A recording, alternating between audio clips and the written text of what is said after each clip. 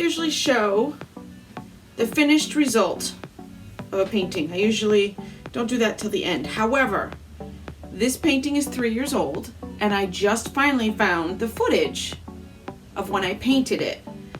It is a phoenix. I did it with a blow dryer, and I have never been able to recreate it. Looking at it now, I don't know if you can see right here, and then possibly the legs and the claws. I really enjoyed the process of making this one, but I've just never been able to make another one. And I never posted it up for sale or anything like that. I just had fun making it, and I'm hoping to recreate this and make another one. So here's my phoenix.